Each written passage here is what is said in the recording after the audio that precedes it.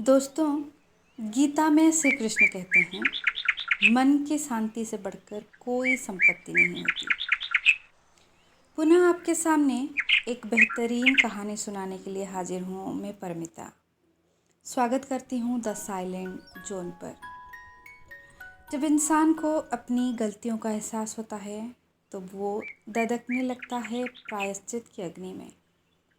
कोशिश करता है कि अपनी सारी गलतियों को इस अग्नि में जला देने को। पर असलियत में क्या ये अग्नि भी कभी बुझती है? चलिए समझने की कोशिश करते हैं मुंशी प्रेमचंद जी की कहानी प्रायश्चित से। दफ्तर में जरा देर से आना अफसरों की शान है। जितना ही बड़ा अधिकारी होता है उतनी ही देर में आता है और उतने ही सवेरे जाता भी है। चपरासी की हाजिरी 24 घंटे की है। वो छुट्टी पर भी नहीं जा सकता, अपना एब्स देना पड़ता है। खैर, जब बरेली जिला बोर्ड के हेड क्लर्क बाबू मदारीलाल 11 बजे दफ्तर आए तब मानो दफ्तर नींद से जाग उठा। चपरासी ने दौड़कर पैरगाड़ी ली, अर्दली ने दौड़कर कमरे की चीख उठा दी और जमादार ने डाक की किस्त मेज पर लाकर रख दी। मदारीलाल ने पहला ही सरकारी लिफाफा खोला था कि उनका रंग फक हो गया। वे कई मिनट तक आश्चर्यजनक हालत में खड़े रहे, मानो सारी ज्ञानेंद्रियां शिथिल हो गई हो। उन पर बड़े बड़े आघात हो चुके थे, पर इतने बदहवास वे कभी न हुए थे। बात यह थी कि बोर्ड ने सेक्रेटरी की जो जगह 1 महीने से खाली थी, सरकार ने सुबोध चंद्र को वो जगह दी थी। और सुबोध चंद्र वो व्यक्ति था जिनके नाम से ही मदारीलाल को घृणा थी। वो सुबोध चंद्र जो उनका सहपाठी था, जिसे जग देने की उन्होंने कितनी ही चेष्टा की पर कभी सफल न हुए थे। वही सुबोध आज उनका अफसर हो गया है। सुबोध की इधर कई सालों से कोई खबर न थी। मदारीलाल को उसकी मातहती में काम करना पड़ेगा। इस अपमान से तो कहीं मर जाना अच्छा था। सुबोध को स्कूल और कॉलेज की बातें अवश्य ही याद होगी। मदारीलाल ने उसे कॉलेज से निकलवा देने के लिए कई बार मंत्र चलाए, झूठे आरोप किए, बदनाम किया। और सुबोध क्या सुबोध में ही विरोध था? भूल गया होगा? दोनों एक ही दिन एक ही साल में भर्ती हुए। वो आते ही पुरानी कसर निकालेगा। दिल में मदारी बाबू को अपनी प्राण रक्षा का कोई उपाय न सोचता था। 20 वर्ष बीतने पर भी न बुझी थी। सुबोध का अपराध यही था कि वो मदारीलाल से हर एक बात में बढ़ा हुआ था। डील डॉल, रंग रूप, रीति व्यवहार, विद्या बुद्धि, ये सारे मैदान उसके हाथ थे। मदारीलाल ने उसका ये अपराध कभी क्षमा नहीं किया। सुबोध 20 वर्ष तक निरंतर उसके हृदय का कांटा बना रहा। जब सुबोध डिग्री लेकर अपने घर चला गया और मदारी फेल होकर इस दफ्तर में नौकर हो गए, तब उनका चित्त शांत हुआ। किंतु जब ये मालूम हुआ कि सुबोध बसरे जा रहे हैं, तब तो मदारीलाल का चेहरा खिल उठा। उनके दिल से वो पुरानी फांस निकल गई। पर हाय हतभाग्य, आज वो पुराना नासूर सतगुण टीस और जलन के साथ खुल गया। आज उसकी कीमत सुबोध के हाथ में थी।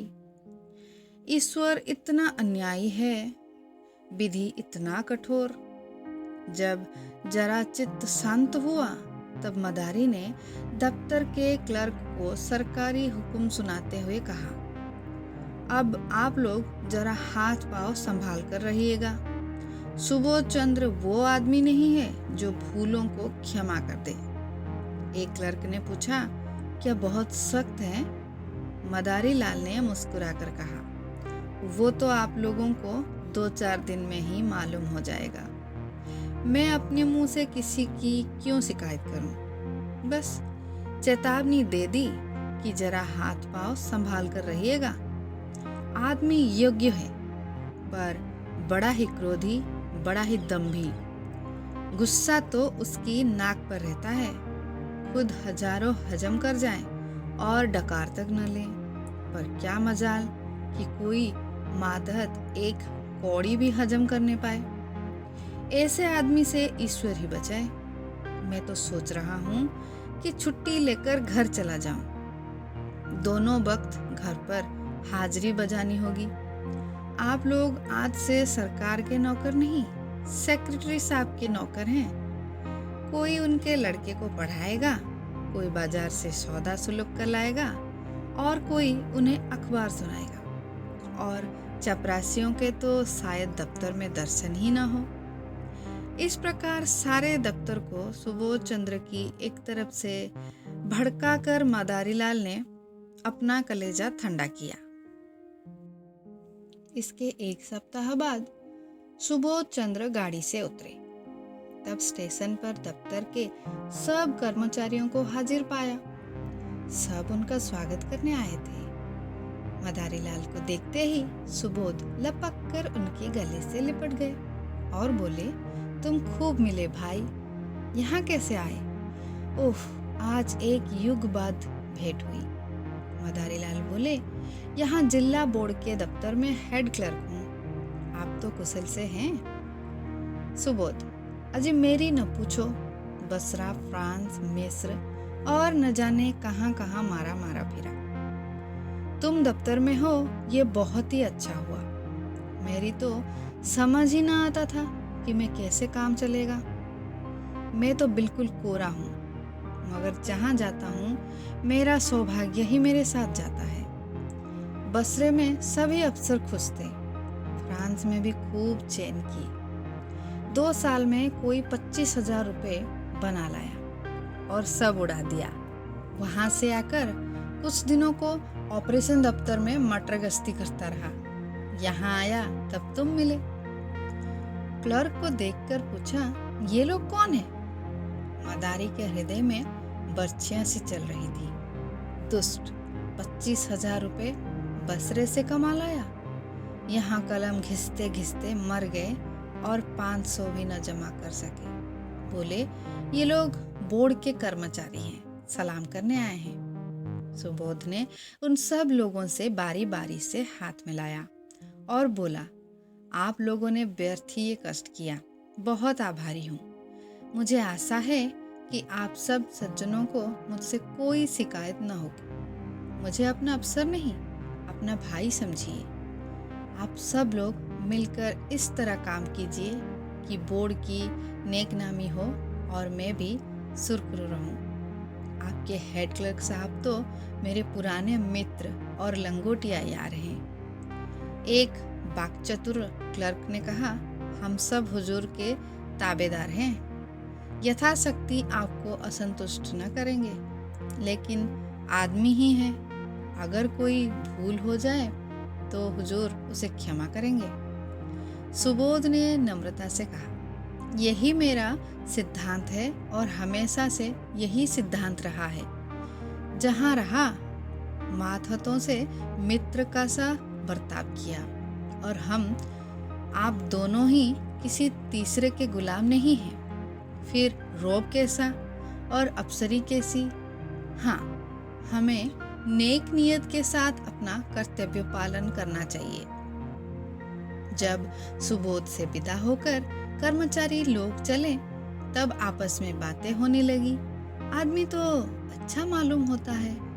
हेड क्लर्क के कहने से तो ऐसा मालूम होता था कि सबको कच्चा ही खा जाएगा। पहले सभी ऐसे ही बात करते हैं, ये दिखाने के दांत हैं। सुबोध को आए 1 महीना गुजर गया। बोर्ड के क्लर्क, अर्दली, चपरासी सभी उनके बर्ताव से खुश थे।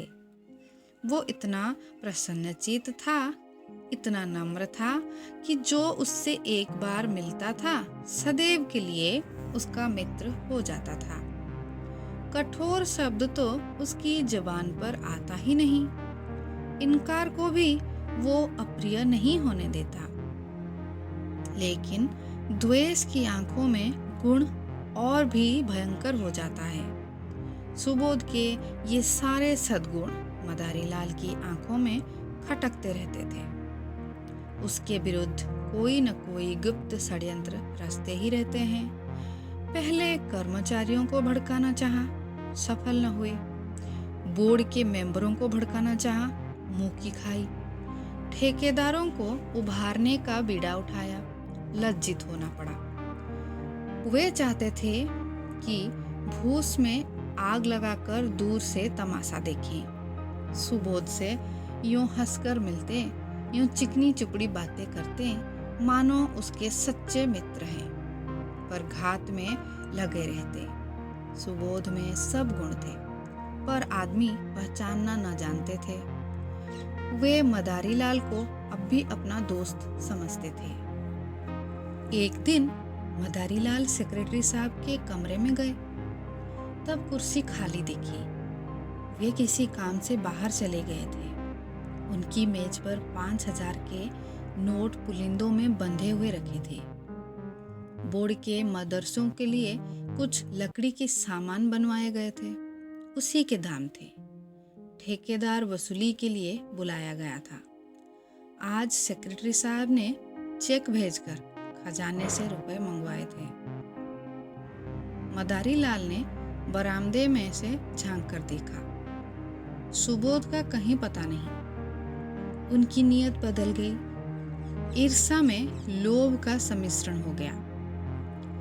कांपते हुए हाथों से पुलिंदे उठाए, पतलून की दोनों जेबों में भरकर तुरंत कमरे से निकले और चपरासी को पुकारकर बोले, बाबूजी भीतर हैं?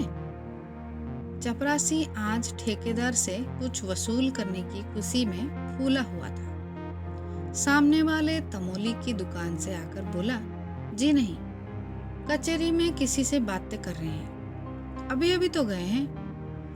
मदारीलाल ने दफ्तर में आकर एक क्लर्क से कहा, ये मिसिल लेकर सेक्रेटरी साहब को दिखाओ। क्लर्क मिसिल लेकर चला गया। जरा देर में लौटकर बोला, सेक्रेटरी कमरे में न थे, फाइल मेज पर रखाया हूँ। मदारीलाल ने मुंह सिकुड़कर कहा, कमरा छोड़कर कहाँ चले जाया करते हैं? किसी दिन धोखा उठाएंगे। क्लर्क ने कहा, तो क्या दफ्तर वाले सबके सब देवता हैं? कब किसी की नीयत बदल जाए कोई नहीं कह सकता। मैंने छोटी छोटी रकमों पर अच्छे अच्छों की नीयत बदलते देखी है। इस वक्त हम सभी साह हैं, लेकिन अवसर पाकर शायद ही कोई चुके। मनुष्य की यही प्रकृति है। आप जाकर उनके कमरे के दोनों दरवाजे बंद कर दीजिए। क्लर्क ने टालकर कहा, चपरासी तो दरवाजे पर बैठा हुआ है। मदारीलाल ने झुझला कर कहा, आपसे मैं जो कहता हूँ वो कीजिए। कहने लगे, चपरासी बैठा हुआ है। चपरासी कोई ऋषि है, मुनि है? चपरासी ही कुछ उड़ा दे तो आप उसका क्या कर लेंगे? जमानत भी तो 300 की, यहाँ एक एक कागज लाखों का है। ये कहकर मदारीलाल खुद उठकर दफ्तर के द्वार दोनों तरफ से बंद कर दिए। जब चित्त शांत हुआ, तब नोटों के पुलिंदे जेब से निकालकर एक अलमारी के कागज के नीचे छुपा दिए। फिर आकर अपने काम में व्यस्त हो गए। सुबोध चंद्र कई घंटे भर में लौटे, तब उनके कमरे का द्वार बंद था। दफ्तर में आकर मुस्कुराते हुए बोले, मेरा कमरा किसने बंद कर दिया है भाई? क्या मेरी बेदखली हो गई? मदारीलाल ने खड़े होकर मृदु तिरस्कार दिखाते हुए कहा, साहब गुस्ताखी माफ हो। आप जब कभी बाहर जाएं तो 1 ही मिनट के लिए क्यों ना हो, तब दरवाजा बंद कर दिया करें। आपकी मेज पर रुपए, पैसे और सरकारी कागज पत्र बिखरे पड़े रहते हैं। न जाने किस वक्त किसकी नीयत बदल जाए। मैंने अभी सुना कि आप कहीं गए हुए हैं, तब दरवाजे बंद कर दिए। सुबोध चंद्र द्वार खोलकर कमरे में गए और सिगार पीने लगे। मेज पर नोट रखे हुए हैं, इसकी खबर ही न थी। सहसा ठेकेदार ने आकर सलाम किया। सुबोध कुर्सी से उठ बैठे और बोले, तुमने बहुत देर कर दी, तुम्हारा ही इंतजार कर रहा था। 10 ही बजे रुपए मंगवा लिए थे। रसीद का टिकट लाए हो ना? ठेकेदार, हुजूर, रसीद लिखवा लाया हूँ। सुबोध, तो अपने रुपए ले जाओ। तुम्हारे काम से मैं बहुत खुश नहीं हूँ। लकड़ी तुमने अच्छी नहीं लगाई और काम में सफाई भी नहीं है। अगर ऐसा काम फिर करोगे तो ठेकेदारों के रजिस्टर से तुम्हारा नाम निकाल दिया जाएगा। ये कहकर सुबोध ने मेज पर निगाह डाली। तब नोटों के पुलिंदे न थे। सोचा शायद किसी फाइल के नीचे दब गए हों। कुर्सी के समीप के सब कागज उलट पलट डाले, मगर नोटों का कहीं पता नहीं। अरे, नोट कहाँ गए? अभी तो मैंने यहीं रख दिए थे। जा कहाँ सकते हैं? फिर फाइलों को उलटने पलटने लगे। दिल में जरा जरा धड़कन होने लगी। सारी मेज के कागज छान डाले, पुलिंदों का पता नहीं। तब वे कुर्सी पर बैठकर इस आध घंटे में होने वाली घटनाओं की मन में आलोचना करने लगे। चपरासी ने नोटों के पुलिंदे लाकर मुझे ही दिए। खूब याद है। भला ये भी भूलने की बात है? और इतनी जल्दी? मैंने नोटों को लेकर यहीं मेज पर रख दिया, गिना तक नहीं। फिर वकील साहब आ गए। पुरानी मुलाकाती थी। उनसे बातें करते जरा उस पेड़ तक चला गया। उन्होंने पान मंगवाए, बस इतनी ही देर हुई। जब गया हूँ तब पुलिंदे रखे हुए थे। खूब अच्छी तरह याद है। तब ये नोट कहाँ गायब हो गए? मैंने किसी संदूक, दराज या अलमारी में नहीं रखे। फिर गए तो कहाँ? शायद दफ्तर में किसी ने सावधानी के लिए उठाकर रख दिए हो। यही बात है। मैं व्यर्थ ही इतना घबरा गया। छी! तुरंत दफ्तर में आकर मदारी लाल से बोले, आपने मेरी मेज पर से नोट तो उठाकर नहीं रख दिए? मदारी लाल ने भौचक्के होकर कहा, क्या आपके मेज पर नोट रखे हुए थे? मुझे तो खबर ही नहीं। अब भी पंडित सोहनलाल एक फाइल लेकर गए थे, तब आपको कमरे में न देखा। जब मुझे मालूम हुआ कि आप किसी से बातें करने चले गए हैं, तब दरवाजे बंद करा दिए। क्या कुछ नोट नहीं मिल रहे हैं? सुबोध आंखें फैला कर बोले, अरे साहब, पूरे 5,000 हैं। अभी अभी चेक भुनाया है। मदारी लाल ने सिर पीट कर कहा, पूरे 5,000? या भगवान, आपने मेज पर खूब देख लिया है। अजी 15 मिनट से तलाश कर रहा हूँ। चपरासी से पूछ लिया कि कौन कौन आया था। आइए जरा, आप लोग भी तलाश कीजिए, मेरे तो होश उड़े हुए हैं। सारा दफ्तर सेक्रेटरी साहब के कमरे की तलाशी लेने लगी। मेज, अलमारियां, संदूक सब देखे गए। रजिस्टरों के वर्क उलट पुलट कर देखे गए, मगर नोटों का कहीं पता नहीं। कोई उड़ा ले गया। अब इसमें कोई सुबह नहीं था। सुबोध ने एक लंबी सांस ली और कुर्सी पर बैठ गए। चेहरे का रंग फक हो गया। जरा सा मुंह निकल आया। इस समय कोई उन्हें देखता तो समझता कि महीनों से बीमार है। मदारी लाल ने सहानुभूति दिखाते हुए कहा, गजब हो गया, और क्या। आज तक कभी ऐसा अंधेर न हुआ था। मुझे यहाँ काम करते 10 साल हो गए।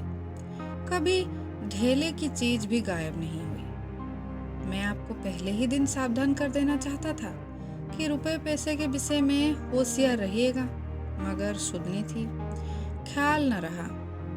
जरूर बाहर से कोई आदमी आया और नोट उठाकर गायब हो गया। चपरासी का यही अपराध है कि उसने किसी को कमरे में जाने ही क्यों दिया। वो लाख कसम खाए कि बाहर से कोई नहीं आया, लेकिन मैं इसे मान नहीं सकता। यहाँ से तो केवल पंडित सोहनलाल एक फाइल लेकर गए थे, मगर दरवाजे ही से झांक कर चले गए। सोहनलाल ने सफाई दी। मैंने तो अंदर कदम ही नहीं रखा साहब, अपने जवान बेटे की कसम खाता हूँ। जो अंदर कदम रखा हो तो। मदारी लाल ने माथा सिकोड़कर कहा, आप व्यर्थ में कस्में क्यों खाते हैं? कोई आपसे कुछ कहता है? सुबोध के कान में फुसफुसाते कहा, बैंक में कुछ रुपए हो तो निकालकर ठेकेदार को दे दिए जाए, वरना बड़ी बदनामी होगी। नुकसान तो हो गया, अब उसके साथ अपमान क्यों हो? सुबोध ने करुण सुर में कहा, बैंक में मुश्किल से 200-400 रुपए होंगे भाईजान। रुपए होते तो क्या चिंता थी, समझ लेता जैसे 25,000 उड़ा दिए वैसे ही 30,000 भी उड़ गए। वहां तो कफन को भी कौड़ी नहीं। उसी रात को सुबोध चंद्र ने आत्महत्या कर ली। इतने रुपए का प्रबंध करना उनके लिए कठिन था। मृत्यु के पर्दे के सिवा उन्हें अपनी वेदना, अपनी विवशता को छिपाने की और कोई आड़ न थी। दूसरे दिन प्रातःकाल चपरासी ने मदारी लाल के घर पहुंचकर आवाज दी। मदारी को रात भर नींद न आई थी। घबरा कर बाहर आए। चपरासी उन्हें देखते ही बोला, हुजूर, बड़ा गजब हो गया। सेक्रेटरी साहब ने रात को गर्दन पर छुरी फेर ली। मदारी लाल की आंखें ऊपर चढ़ गई, मुंह फैल गया और सारी देह सिहर उठी, मानो उनका हाथ बिजली के तार पर पड़ गया हो। छुरी फेर ली? जी हाँ, आज सवेरे मालूम हुआ। पुलिस वाले जमा हैं, आपको बुलाया है। लाश अभी पड़ी हुई है? जी हाँ, अभी डॉक्टरी होने वाली है। बहुत से लोग जमा हैं? सब बड़े बड़े अफसर जमा हैं। हुजूर, लाश की ओर ताकते नहीं बनता। कैसा भला मानुस, हीरा आदमी था। सब लोग रो रहे हैं। छोटे छोटे 2 बच्चे हैं, एक सयानी लड़की है, ब्याहने लायक। बहू जी को लोग कितना रोक रहे हैं, पर बार बार दौड़कर लाश के पास आ जाती है। कोई ऐसा नहीं है जो रुमाल से आंखें न पोंछ रहा हो। अभी इतने ही दिन आए हुए, पर सबसे कितना झमेल जोल हो गया था। रुपया की तो कभी परवाह नहीं की थी, दिल दरिया था। मदारी लाल ने सर में चक्कर आने लगा। द्वार की चौखट पकड़कर अपने को संभाल न लेते तो शायद गिर पड़ते। फिर पूछा, बहू जी बहुत रो रही थी? कुछ न पूछिए हुजूर, पेड़ की पत्तियां झड़ जाती हैं, आंखें फूलकर गुल्लर हो गई है।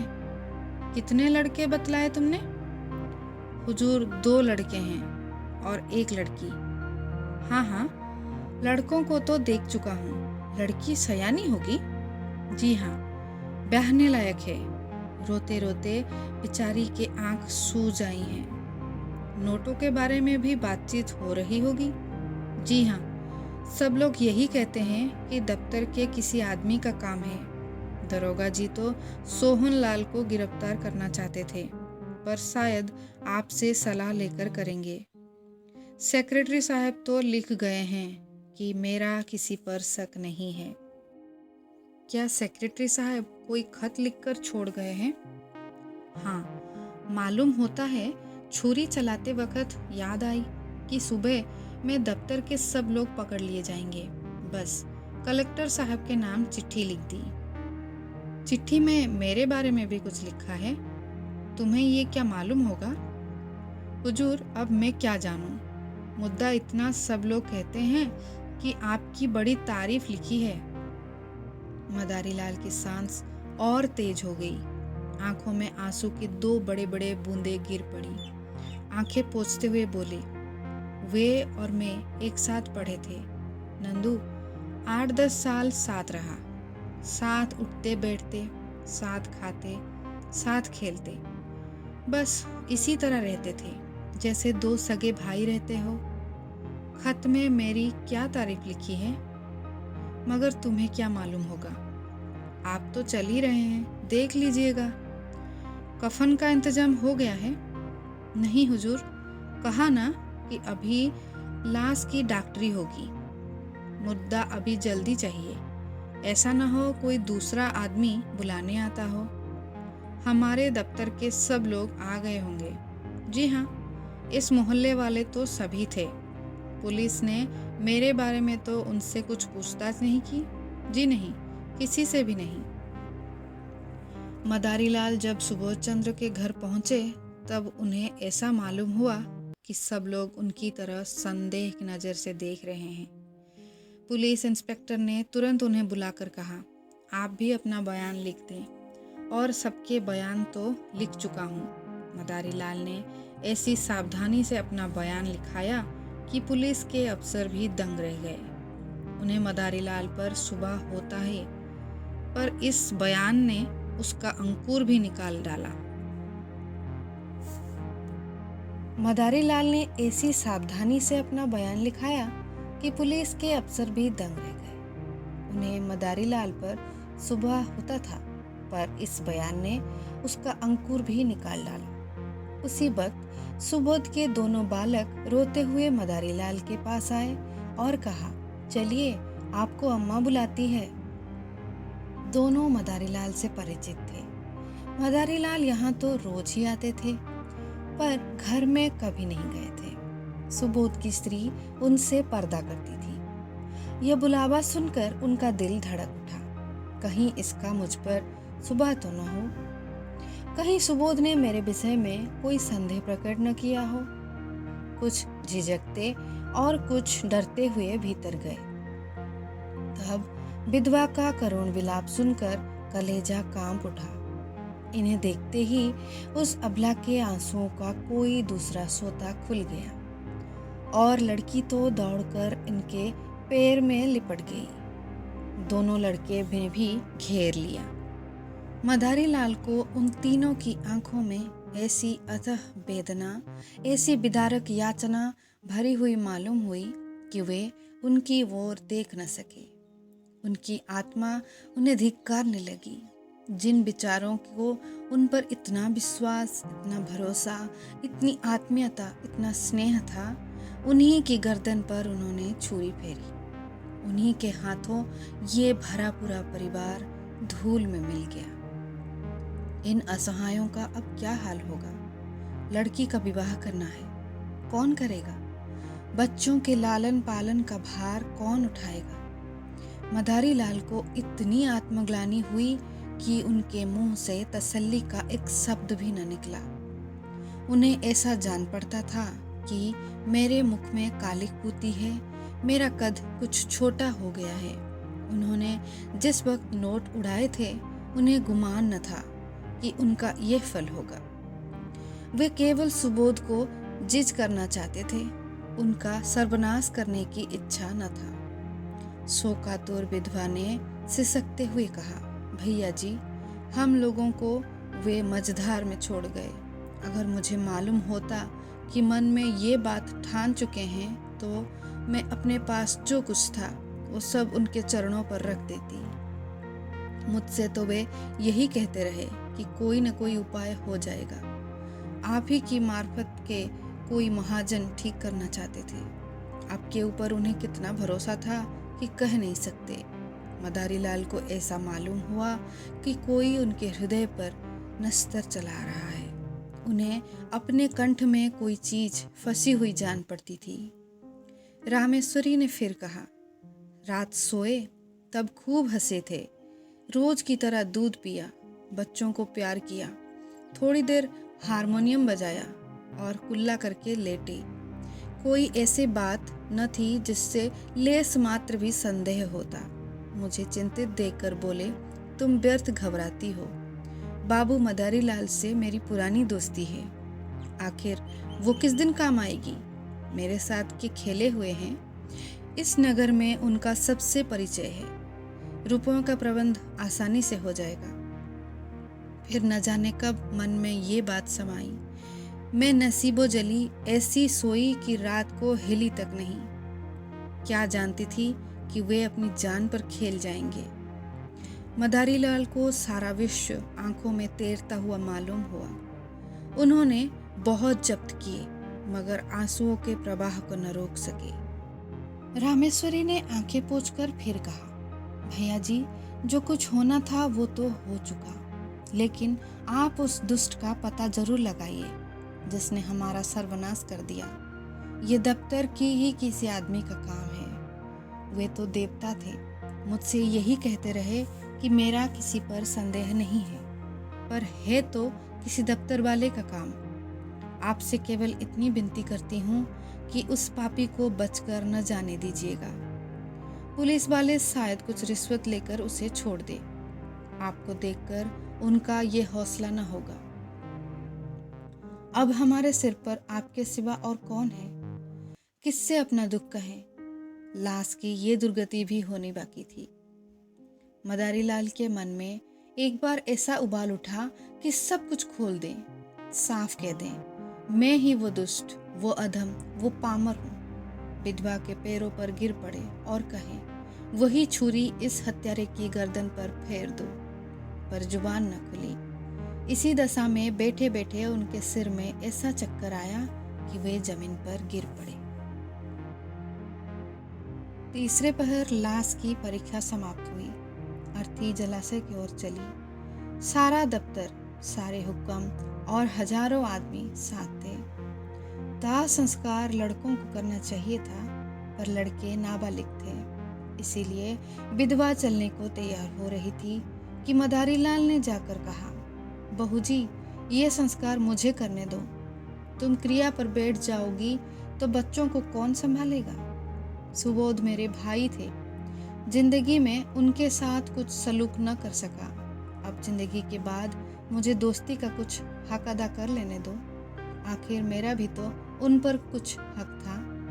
रामेश्वरी ने रोकर कहा, आपको भगवान ने बड़ा और उदार हृदय दिए है भैया जी, नहीं तो मरने पर कौन किसको पूछता है। दफ्तर के और लोग जो आधी आधी रात तक हाथ बांधे खड़े रहते थे, झूठी बात पूछने न आए कि जरा ढांढस होता। मदारी लाल ने दाह संस्कार किया। 13 दिन तक क्रिया पर बैठे रहे। 13वें दिन के पिंडदान हुआ। ब्राह्मणों ने भोजन किया। भिखारियों को अन्नदान दिया गया। मित्रों की दावत हुई और ये सब कुछ मदारी लाल ने अपने खर्च से किया। रामेश्वरी ने बहुत कहा कि आपने जितना किया उतना ही बहुत है। अब मैं आपको और जेरबार नहीं करना चाहती। दोस्ती का हक इससे ज्यादा और कोई क्या अदा करेगा?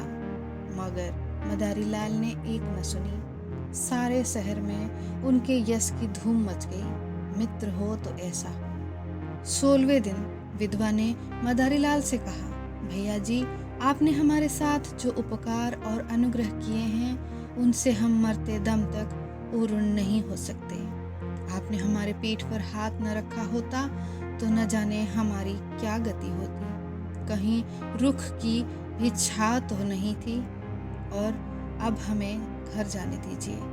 वहाँ देहात में खर्च भी कम होगा और कुछ खेती बाड़ी का सिलसिला भी कर लूँगी। किसी न किसी तरह विपत्ति के दिन कट जाएंगे। इसी तरह हमारे ऊपर दया रखिएगा। मदारी लाल ने पूछा, घर पर कितने जायदाद है? रामेश्वरी ने कहा, जायदाद कहाँ है, एक कच्चा मकान है और 10-12 बीघे की काश्तकारी है। पक्का मकान बनवाना शुरू किया था, मगर रुपए ही पूरे न हुए। अभी अधूरा पड़ा हुआ है। 10-12 हजार खर्च हो गए और अभी छत पड़ने की नौबत नहीं आई। मदारी लाल, कुछ रुपए बैंक में जमा है या उस खेती ही का सहारा है? रामेश्वरी, जमा तो एक पाई भी नहीं है भैया जी। उनके हाथ में रुपए रहने ही नहीं पाते थे, बस वही खेती का सहारा है। मदारी लाल, तो उन खेतों में इतनी पैदावार हो जाएगी कि लगान भी अदा हो जाएगा और तुम लोगों की गुजर बसर भी हो जाए। रामेश्वरी, और कर ही क्या सकते हैं भैया जी, किसी न किसी तरह जिंदगी तो काटनी ही है। बच्चे न होते तो मैं जहर खा लेती। मदारी लाल, और अभी बेटी का ब्याह भी तो करना है। रामेश्वरी, उसका विवाह की अब कोई चिंता नहीं। किसानों में ऐसे बहुत से मिल जाएंगे जो बिना कुछ लिए दिए विवाह कर लेंगे। मदारी लाल ने एक क्षण सोच कर कहा, अगर मैं कुछ सलाह दूं तो उसे मानेंगे आप?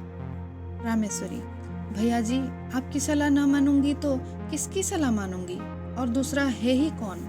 मदारीलाल: तो आप अपने घर जाने के बदले मेरे घर चलिए। जैसे मेरे बाल बच्चे रहेंगे वैसे ही आपके भी रहेंगे। आपको कष्ट न होगा। ईश्वर ने चाहा तो कन्या का विवाह भी किसी अच्छे कुल में हो जाएगा। विधवा की आंखें सजल हो गई, फिर बोली, भैया जी सोचिए। मदारीलाल ने बात काट कर कहा, मैं कुछ न सोचूंगा और न कोई उज्र सुनूंगा। क्या दो भाइयों के परिवार एक साथ नहीं रहते? सुबोध को मैं अपना भाई समझता था और हमेशा समझूंगा। विधवा का कोई उज्र न सुना गया। मदारीलाल सबको अपने साथ ले गए और आज 10 साल से उनका पालन कर रहे हैं। दोनों बच्चे कॉलेज में पढ़ते हैं और कन्या का एक प्रतिष्ठित कुल में विवाह हो गया है। मदारीलाल और उनकी स्त्री तन मन से रामेश्वरी की सेवा करते हैं और उनके इशारे पर चलते हैं। मदारीलाल सेवा से अपने पाप का प्रायश्चित कर रहे हैं। कहानी समाप्त। हूँ आपको कहानी पसंद आई हो। मैं फिर मिलूंगी एक और कहानी के साथ। तब तक के लिए विदाई लेती हूँ। जय जगन्नाथ।